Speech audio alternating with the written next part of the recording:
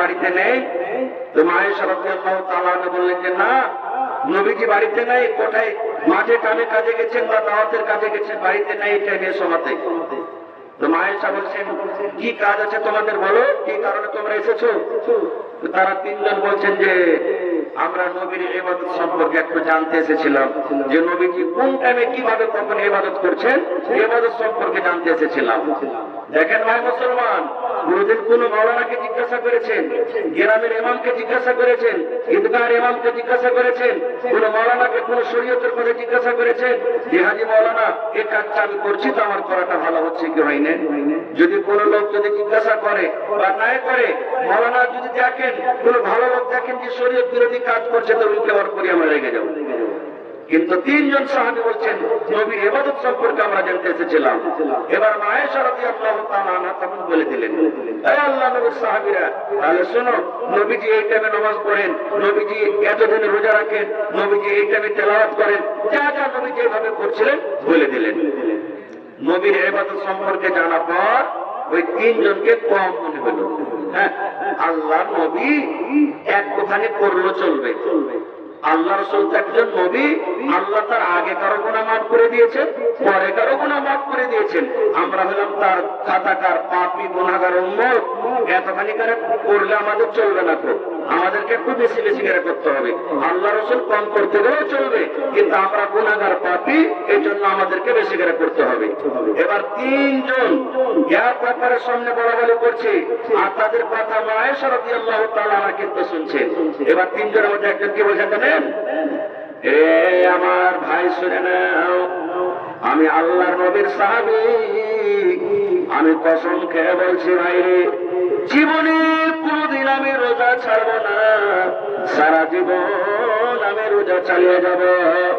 এক মাস তো রোজার মাসে রোজা রাখি, এক মাসের এলাওয়া আরো যে 11 মাস আছে, 11 মাসের মধ্যে যে সমস্ত দিনে রোজা রাখার মতো হয়েছে, একজন সাহাবী বলছেন আল্লাহর কসম করে বলি ভাই রে, জীবনে কোনদিন আমি রোজা ছাড়বো না, সারা জীবন রোজা রাখবো, সারা জীবন রোজা করবো, জীবনে কোনদিন রোজা ছাড়বো না। যদি আমি সারা জীবন রোজা করে যাই, তবে আল্লাহ রাব্বুল আলামিন আমার করে রাজি হয়ে যাবেন, আমি জান্নাত পেয়ে যাব। একজনের হয়ে গেল, তিনজনের মধ্যে। আর একজন বলছেন ভাই রে, আমি সারা জীবন যতদিন আল্লাহ আমাকে হায়াত দিয়েছেন, যতদিন আমি দুনিয়াতে বাঁচবো, প্রতিদিন রাতের বেলাতে আমি বিছানে ঘুমাবো না, সারা জীবন নামাজ পড়ে পড়ে তাহাজ্জুদ পড়ে পড়ে রাত কাটিয়ে দেব, জীবনে কোনোদিন ঘুমাবো না, সারা জীবন আমি তাহাজ্জুদের নামাজ পড়ে পড়ে আমি জীবনটাকে কাটিয়ে দেব। কয়জন হলো? দুজন হয়ে গেল। এবার তৃতীয় নম্বর লোকটা বলছেন ভাই রে, আমিও আল্লাহ নবীর একজন সাহাবী, আমি আল্লাহর কসম করে বলি, জীবনে কোনদিন আমি বিয়ে করব না। কারণ বিয়ে করতে গেলে সংসার বাড়বে, ঝামেলা বেড়ে যাবে, ছেলে মেয়ে জন্ম নিবে, খাটতে যেতে হবে, আমার এই সংসারের কারণে ইবাদত কমে যাবে। এই জন্য আমি আল্লাহর কসম করে বলি, আমি জীবনে কুয়ারা হয়ে থাকবো, জীবনে বিয়ে করবো না। তাহলে একজন কসম খাইলেন জীবনে কোনোদিন রোজা ছাড়বো না। দুই নম্বর লোক কসম খাইলেন জীবনে কোনোদিন আমি ঘুমাবো না, রাতের বেলাতে তাহাজ্জুদের নামাজ পড়ে পড়ে রাত কাটাবো। তিন নম্বরে একজন কসম খাইলেন আমি জীবনে কোনোদিন বিয়ে করবো না। তিনজন কসম খাওয়ার পর এবার ওখান থেকে বাড়ির দিকে রওনা হয়ে গেছে। ইতিমধ্যে নবীজি বাড়িতে ঢুকছেন। বাড়িতে ঢোকার পর এইবারে মা আয়েশা রাদিয়াল্লাহু তাআলা আনহা বলছেন, হুজুর আর কি আপনি জানেন? বলছে কি হয়েছে? বলছে ওই দেখেন তিনজন আপনার সাহাবী আপনার ইবাদত সম্পর্কে জানতে এসেছিল। আমি তাদেরকে বললাম আপনার ইবাদত কম মনে হয়েছে বলে তারা তিনজন এর প্রথম কসম খেয়ে গেল। একজন বলছে জীবনে কোনোদিন বিয়ে করবো না, একজন বলছে জীবনে কোনোদিন রাতের বেলাতে ঘুমাবো না, একজন বলছে যে জীবনে কোনোদিন রোজাই ছাড়বো না। সুবহানাল্লাহ। নবীজি তাদের কথা শুনে রেগে গেলেন, চোখ লাল হয়ে গেল। এবার তারকে রাখতে বলছেন, এই আল্লাহর বান্দারা শোনো এখানে। তারা তিনজন চলে এলেন। আসাফার রাসূল বলছেন, তিনজন এরকম কথা বলে গেলে? তারা তিনজন বলছেন, জি হুজুর, আমরা এই কথাটা বললাম। এবারে মুসলমান শুনেন, আল্লাহ নবী তারাকে বললেন, ও আল্লাহর বান্দারা, তোমরা শুনে নাও, তোমরা তিনজনের মধ্যে একজন কসম খেয়েছো জীবনে কোনদিন বিয়ে করবো না। এ আমার সাহাবীরা, তোমরা শুনে নাও, আমি নবী, আমি তোমাদের চাইতে আল্লাহকে দেখে ভয় করি।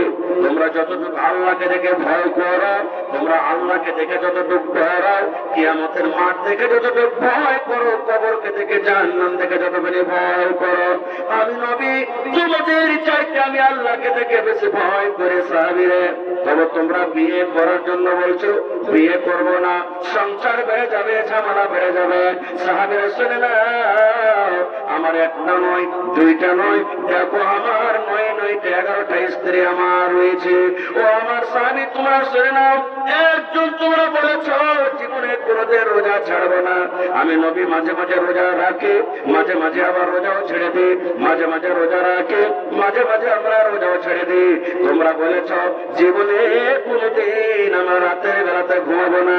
ও আমার স্বামী, শুনে নাও, আমি রাতের বেলাতে ঘুমাই, আর সময় হতে গেলে তাহাজ্জুদের নামাজ আমিও পড়ি, আমিও তাহাজ্জুদের নামাজ পড়ি, তাহাজ্জুদের নামাজ পড়ে রাত কাটাই, আর রাতের কিছু অংশ আমি ঘুমাই। রাসূল বলে দিলেন, সাহাবীরে, ফামান রাযিবা আন সুন্নতি ফালাইসা মিন্নি। আমি নবী, আমি যতটুকু করেছি ততটুকু করো, তাহলে তোমরা নেকি পাবে, আল্লাহ তোমাদের আমলে খুশি হবে। আর আমি নবী, আমার তালিকা থেকে তোমরা যদি বেশি করে দাও, আমি নবী যতটুকু আদেশ করেছি তার থেকে তোমাদের আমল যদি বেশি হয়ে যায়, আমার তালিকার মধ্যে যদি তোমরা না চলো, নবী বলেছেন, ফালাইসা মিন্নি, তোমরা আমার উম্মত হতে পারো না, আমার উম্মত হতে পারো না, তোমরা আমার জামাতে থাকতে পারো না, তোমরা আমার উম্মত হতে পারো না। নারে তাকবীর! হয়নি, হবে না, হতে পারে না, আমার নবীর সাথে কারো তুলনা। হয়নি, হবে না, হতে পারে না, আমার নবীর সাথে কারো তুলনা। হরে তুলনা তো দূরের কথা, ছায়াও মিলে না। হয়নি, হবে না, হতে পারে না, আমার নবীর সাথে কারো তুলনা। হয়নি, হবে না, হতে পারে না, আমার নবীর সাথে কারো তুলনা। সকল নবী রাসূল ছিলেন খোদার দিওয়ানা, দু চোখে দেখব খোদা ছিল তামান্না। সকল নবী রাসূল ছিলেন আল্লাহর দিওয়ানা, দু নয়নে দেখব খোদা ছিল তামান্না। আর আমার নবীকে ডেকে নিলেন দেখব রব্বানা। হয়নি, হবে না, হতে পারে না, আমার নবীর সাথে কারো তুলনা। হয়নি, হবে না, হতে পারে না, আমার নবীর সাথে কারো তুলনা। ইউসুফকে দেখে যারা আঙ্গুল কেটেছে, তারা কি আমার নবীর রূপ দেখেছে? ইউসুফকে দেখে যারা আঙ্গুল কেটেছে, তারা কি আমার নবীর রূপ দেখেছে? আর দেখতো যদি কেটে দিত, আর দেখতো যদি কেটে দিত কলিজা খানা। হয়নি, হবে না, হতে পারে না, আমার নবীর সাথে কারো তুলনা। হয়নি, হবে না, হতে পারে না, আমার নবীর সাথে কারো তুলনা। যার শানে আল্লাহ তাআলা করলেন ঘোষণা, খোলাতে আসুন আমার শাহে মদিনা। যার শানে আল্লাহ তাআলা করলেন ঘোষণা, খোলাতে আসুন আমার শাহে মদিনা। মুসলমানি নবী ছাড়া কিছুই মানে না, মুমিনি নবী ছাড়া কিছুই বুঝে না। হয়নি, হবে না, হতে পারে না, আমার নবীর সাথে কারো তুলনা। হয়নি, হবে না, হতে পারে না, আমার নবীর সাথে কারো তুলনা। নারে তাকবীর! তাহলে আমলও যদি আমরা করি, তার তালিকা মতন করতে হবে। জোরে বলেন, নবীর তালিকা মতন। আর একটা হাদিস বলে দিই, আমরা নামাজ পড়ি, সারা জীবন নামাজ পড়ি, যারা পড়ি না তো পড়ি না, যারা পড়ছি কত লোক দেখবেন নামাজ তো পড়ছি নাকি মনে করে, কিন্তু নবীর তারিখে মতো যদি নামাজ না হয় তাহলে সারা জীবন নামাজ পড়তে গেল আল্লাহর দরবারে নামাজ কবুল, বলেন কবুল হবে না। যেমন একটা লোক নামাজ পড়ে না, ধরেন আমার মৌলানা সভাপতি সাহেব লোকটাকে বলছে যে আরে ভাই নামাজ কেন পড়িস না, নামাজ পড়ে কি পাবো, 10-15 মিনিট সময় লাগবে, এই সময়টা আমি যদি দোকানে বসে থাকি 10 টাকার বিক্রি হবে। তো বলছে ভাই একটা কথা বলবো, বলছে কি, বলছে তুই যদি নামাজ পড়িস তো তোকে প্রত্যেক অঙ্কের বদলাতে 10 টাকার টাকা দেবো। তো লোকটা বলছে যে যখন 10 টাকার টাকাই পাবো, দোকানে পাবো 10 টাকা আমদানি হতো, নামাজ পড়বো তো নেকিটা পাবো আর 10 টাকা করে পেয়েও নেবো, ঠিক আছে পড়বো। এবার নামাজ পড়তে পড়তে পড়তে পড়তে 1 মাস যেদিন হয়ে গেছে, এবার লোকটা তখন মৌলানা কাছে বলছেন মৌলানা 1 মাস হয়ে গেছে, হিসাব করে টাকাটা দেন। মৌলানা বলছেন যে আচ্ছা তুমি বলো তো, তুমি তো নামাজটা পড়েছ, তো নামাজটা পড়ে নেকিটা আমাকে দিবে না তুমি দেখবে, তুমি নামাজ পড়ছিলে না বলে তোমাকে এটা কথা বলেছিলাম। তখন বলছে রে চালাক মলবি রে, তুই আমার সাথে চিটিং বাজ করলি, তুই ঠগালি, তোকে ঠগালছি। বলছে কি, বলছে যে আমি 1 মাস নামাজ পড়লাম না, কোনোদিন উজু করে নামাজ পড়লাম, বিনা উজুতে নামাজ পড়ছি, তো কার ক্ষতি হলো? আল্লাহর নবীর জামানাতে সহিহ হাদিস, নবীজি একদিন মসজিদে বসে আছেন, মসজিদের এক কোণাতে, আর একটা আরাবী, হাদিস আরাবী দেহাতের মানুষকে বলা হয়, যারা দেহাতে বসবাস করে, দেহাতি সাহাবী একজন এসে মসজিদের অন্য সাইডে নামাজ পড়তে শুরু করেছেন। নামাজ পড়ছেন, নবীকে চার চক্করে দেখছেন ওর দিকে যে লোকটা কেমন করে নামাজ পড়েছে। নামাজ পড়ার পর এবার নবীর কাছে গেলেন, আসসালামু আলাইকুম ইয়া রাসূলুল্লাহ। আল্লাহ রাসূল বলছেন ওয়ালাইকুম আসসালাম, এতখানি বললেন। তারপর রাসূল কি বলেন জানেন, রে আমার সাহাবী ইরজি ফাসাল্লি ফা ইন্নাকা লাম তুসাল্লি, ও আমার সাহাবী তুমি নামাজ পড়ো, তুমি নামাজ পড়োনি। আচ্ছা বলেন তো সেই সাহাবী নামাজ পড়ে সালাম দিলেন না বিনা নামাজে সালাম দিয়েছেন? জোরে বলে। নামাজ পড়ে, কিন্তু নবীর হাদিস দেখেন, নবীজি সেই সাহাবীকে কি বলছেন, ও আমার সাহাবী ইরজি ফাসাল্লি, তুমি ঘুরে যাও, তুমি নামাজ পড়ো, ফা ইন্নাকা লাম তুসাল্লি, কারণ তুমি নামাজ পড়োনি। দয়ার নবী এই কথা বললেন না, সাহাবী রে তুমি যে নামাজ পড়েছ রে বাবা, আমি নবী তোমার নামাজ পড়া দেখেছি, কিন্তু বাবারে শুনে নাও, যেই তারিখেতে আমি নবী নামাজ পড়ার আদেশ করেছি ওই তারিখেতে তুমি নামাজ পড়োনি, এই জন্য বাবারে তুমি নামাজ পড়ো, তোমার নামাজ পড়া হয়নি। এই কথা নবী না বলে বলছেন সাহাবী রে তুমি নামাজ পড়ো, কারণ তুমি নামাজ পড়োনি। আবার গেলেন পড়লে নামাজ, দ্বিতীয়বার নামাজ পড়ার পর রসুলকে আবার সালাম দিলেন, সালাম শোনার পর রসুল আবার তাকে বলছেন ওই কথাটা, এই তুমি নামাজ পড়ো, তুমি নামাজ পড়োনি। কবে হলো? দুবার হয়ে গেল। আবার নামাজ পড়লেন তৃতীয়বার, নামাজ পড়ার পর আবার চলে গেলেন, আসসালামু আলাইকুম। ওয়ালাইকুম সালাম। আল্লাহ রাসূল আবার তাকে বলছেন, হে আল্লাহর বান্দা তুমি নামাজ পড়োনি, নামাজটা পড়ো। এই জামানার যদি কোন ভাই নামাজ পড়েন আর কোন লোক ইমাম সাহেব বা কোন নামাজি লোক যদি বলেন ভাই তোমার নামাজ পড়া হয়নি, তুমি আবার নামাজটা পড়ো, আমরা কি উত্তর দেবো জানেন? ওইদিন থেকে তো নামাজ পড়ছে, হকার হকার করিও না তো, কত নামাজ পড়নে বলা হয়ে গেছে, এ কথাটাই বলবে। বা যদি কিছু না বলে তো তারপর দিন থেকে মসজিদে ঢুকবে না, এই সালারা মসজিদে নামাজ পড়তে আসতে খালি বলছে এটা হবে না, ওটা এটা চাপই রাখতে যাবে, এ কথাটাই বলবে। কিন্তু ওরে সুবহানাল্লাহ, ওই আল্লাহ নবীর সাহাবী বলছেন 3 বার কিংবা 4 বার যখন হয়ে গেল, সেই সাহাবী বলছেন ইয়া রাসূলুল্লাহ আল্লিমনি, আপনি আমাকে শিখিয়ে দেন কেমন করে আমি নামাজ পড়ব। নবী গো আপনি যদি 100 বার করে আপনি আমাকে ঘুরিয়ে দেন, এইভাবে আমি নামাজ পড়বো, এইভাবে নামাজ পড়তে জানি, ইয়ার থেকে ভালো করে আপনি নামাজ পড়তে জানি না। নবী গো আল্লিমনি, আপনি দয়া করে আপনি আমাকে নামাজটা শিখিয়ে দেন কেমন করে নামাজ পড়তে হবে। এই হাদিসটা কেন বললাম?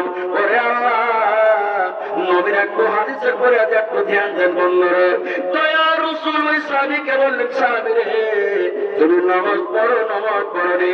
কারণ আল্লাহ রাসূল জানছেন যে আমার সাহাবী নামাজ পড়লেন, নবী দেখলেন যে আমার সাহাবী নামাজ পড়লেন, নামাজ পড়ার পর আমাকে যে সালাম দিয়েছে, তবুও রাসূল বললেন সাহাবীরা তুমি নামাজ পড়ো, কারণ তুমি নামাজ পড়নি। তাহলে হাদিস থেকে আমরা বুঝতে পারলাম আমার বয়স 50 বছর হয়ে গেল, আমি 10 বছর থেকে নামাজ পড়ছি, আমি 30 বছর থেকে নামাজ পড়ছি, আমি 5 বছর থেকে নামাজ পড়ছি। যদি আমার নামাজ নবীর তারিখে মতো না হয়, নিজের মন মতো যদি আমি নামাজ পড়ে জীবনে যত আমরা সাজদা করেছি, একটাও সাজদা আল্লাহর দরবারে কবুল হয়নি, এক ওয়াক্তের নামাজ আল্লাহর দরবারে কবুল হয়নি, এক টাইমের আমাদের নামাজ কবুল হয়নি।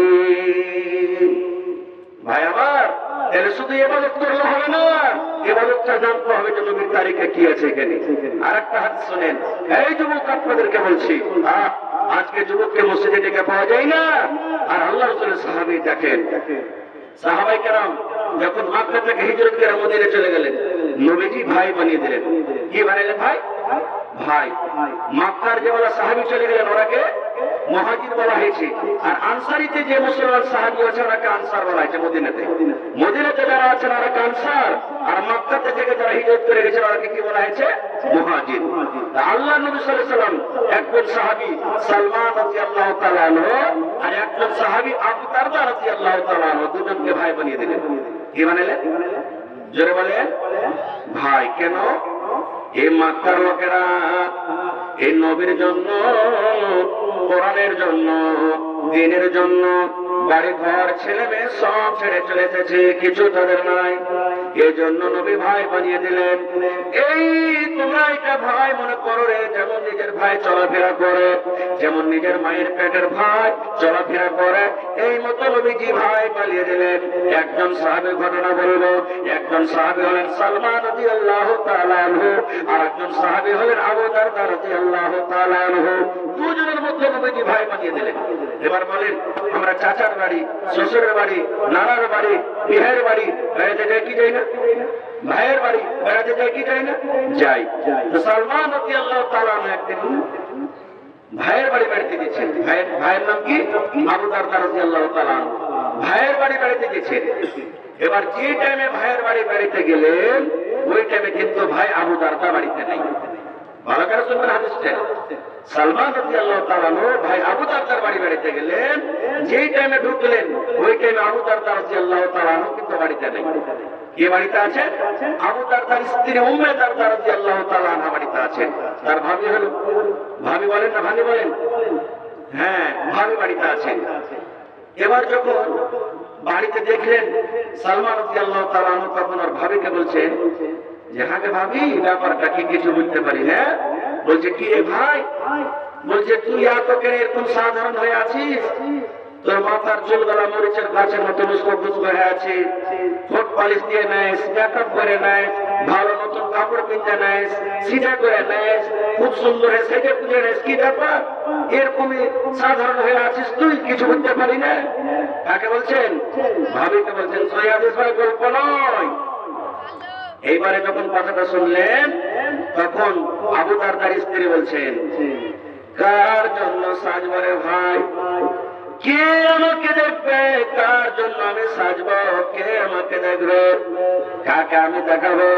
সেটা করে আমি কাকে দেখাবো? কে আমার সেটা দেখবে? মেকআপ করে থাকবো, কে আমার চেহারা দেখবে? কে আমার মেকআপ দেখবে? নতুন নতুন কাপড় পরে থাকবো, কে আমার কাপড় দেখবে? কাকে আমি দেখাবো? কার জন্য আমি সেজে থাকবো রে ভাই? এবার যখন কথাটা শুনলেন সালমান রাদিয়াল্লাহু তাআলা আনহু বলছেন, ভাবে তুমি কেমন কথা বলছো? আমার ভাই যে বাড়িতে আছে, ওই ভাইয়ের সামনে তুমি সেজে গুজে থাকবে, ভাইয়ের সামনে তুমি সুন্দর কাপড় পরে থাকবে, ভাইয়ের সামনে তুমি সুন্দর করে মেকআপ করে থাকবে, ভাইয়ের সামনে তুমি সুন্দর করে সিধা করে থাকবে, ভাইয়ের সামনে তুমি আন্দর লাগিয়ে থাকবে, ভাইয়ের সামনে তুমি খুশবু লাগিয়ে থাকবে, ভাইয়ের জন্য তুমি থাকবে। এবার যখন কথাটা বললাম, সালমান রাদিয়াল্লাহু তাআলা আনহু বলেন, আমার ভাবি বলছেন, ভাই রে, তোমার ভাই আমার দিকে দেখে না। কেন দেখে না? দিনের বেলাতে তোমার ভাই আবু দারদা রোজা রাখে, রোজা করে দিনের বেলাতে। এবার আপনারা জানেন রোজার বেলাতে কি টিভির সাথে মিলন করতে আছে আদেশ? আছে? বিয়ের সাথে মিলন করে আল্লাহ হারাম করে দিয়েছে। এবার বলছেন ভাই, তোমার ভাই আবু দারদা দিনের বেলাতে রোজা রাখেন আর রাতের বেলাতে তাহাজ্জুদের নামাজ পড়ে রাত কাটিয়ে দেয়, তাহলে দিনের বেলাতে রোজার কারণে আমার কাছে আসে না, আর রাতের বেলাতে তাহাজ্জুদের নামাজ পড়ে রাতটা কাটিয়ে দেয়, এজন্য রাতের বেলা তো আমার কাছে আসে না। তাহলে ভাইরে, কার জন্য আমি সেজে থাকবো? কে আমার মেকআপ দেখবে? কার জন্য আমি সিধা করে থাকবো? কার জন্য আমি আতর লাগাবো, সেন্ট ওরা তেল মাখবো? এই জন্য ভাই আমি সাজন সাজিনে সাধারণ আমি হয়ে আছি। এখানে কি বুঝতে পারলাম আমরা? যে প্রত্যেক মায়েরা খালারা আছেন, চলে গেছে, হয়তো কিছু কিছু হবে। মা খালারাকে বলবো, আপনার প্রথম এটা দায়িত্ব যে যখনই সাজবেন স্বামীর সামনে ভালো হয়ে থাকেন, সেজে গুজে থাকেন। আপনার স্বামী যখন বাড়িতে থাকবে, ভাইয়েরাকে বলবো ভালো ভালো সেন্টওয়ালা তেল এসে দেবেন, কিনে ভালো ভালো তেল দেবেন, আতর কিনে দেবেন। আপনি যখন বাড়িতে থাকবেন, আপনার স্ত্রী আতর লাগে থাকবে, খুশবু লাগে থাকবে, তেল মেখে থাকবে। আর যদি না হয় তো আপনি মাঠ থেকে যখন কাজ করে আসবে, একবারে ঘাম কত ঘাটা গুঞ্জেছে, তেল মেখে নাই, একবারে সাধারণ হয়ে আছে, আপনাকে ভালো লাগবে? যে আপনি বাজারে কত চাঙ্গা চাঙ্গা মহিলা দেখেছেন, আপনার মন খারাপ হয়েছে, হ্যাঁ? আর বাড়িতে সারা ধান মান্ডি মুসান্নি খেয়েছে, থেকে আপনার মন খারাপ হয়ে যাবে। মা খারাপকে বলবো, এ মা, সাজতে হবে, যত পারবেন সাজেন। যেমন বিয়ের দিন মায়েরা খালারা সাজে, ওরকম ভাবে আপনি আপনার স্বামীর সামনে 24 ঘন্টায় সেজে থেকে নেওয়া নাই। কিন্তু মায়েরা খালারা সাজবে কখন জানেন? যখন বরযাত্রী যাবে তখন। ঠিক না বেটি? হ্যাঁ, ভাইয়ের বাড়ি বেড়াতে যাবে তখন, বোনের বাড়ি বেড়াতে যাবে তখন, বিয়ের বাড়ি বেড়াতে যাবে তখন। আপনি বলেন তো, আপনি গরিব মানুষ, কত কষ্ট করে খাইতে খুঁজে 1000 টাকাতে একটা শাড়ি কিনে দিয়েছেন, খাইতে খুঁজে একটা খুব সুন্দর তেল দিয়েছেন কিনে থাকে। এবার ওই তেল মেখে ওই শাড়ি কিনতে আপনাকে দেখাবে না, বিয়েকে দেখাতে যাবে, বিয়েকে দেখাতে যাবে। ওই তেল মেখে ওপরে বাড়ি বেড়াতে যাবে, মেয়েটাম হয়ে যাবে, কিন্তু নিজের স্বামীর সামনে ভালো করে চেয়ে থাকবে না। এই জন্য মাকে বলবো, খালাকে বলবো, হে আমার মায়েরা খালারা, নিজের স্বামীর সামনে একবারে হিরোইন হয়ে থাকেন, হেমা মালিনীর মতন ছেড়ে থাকেন, যাতে আপনার স্বামী আপনাকে দেখে মনটা খুশি হয়ে যায়। সারাদিন কয়লা দিয়ে এসেছে পাহাড়ে, হাড় ভাঙা কাজ করে এসেছে, আপনি এমন ভাবে বাড়িতে থাকেন, আপনার একটা চেহারা দেখে যেন সারাদিনের খাস্তানা দূর হয়ে যায়। হ্যাঁ, যা কোথায় আমি যাবো না। এবার সালমান রাদিয়াল্লাহু তাআলা সব কথা যখন শুনলে, তখন বলছে ঠিক আছে, আমার ভাইটা আসুক বাড়িতে। ইতিমধ্যে আবু দারদা বাড়িতে চলে এসেছেন।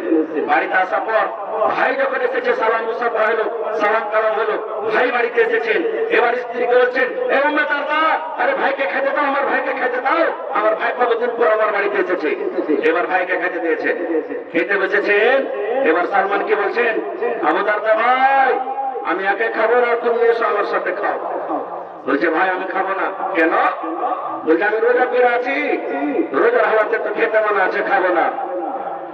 যখন কথাটা বলা, এবারে সালমান কি বলছেন শুনেন, ও ভাই আবু দারদা, শুনে নাও, যদি তুমি আমার সাথে খানা না খাও, যদি আমার সাথে তুমি খানা না খাও, আমি তোমার বন্ধু, আমি তোমার ভাই, আমি তোমার দোস্ত সালমান, তোমার ভাইয়ের খানা আমিও খাবো না।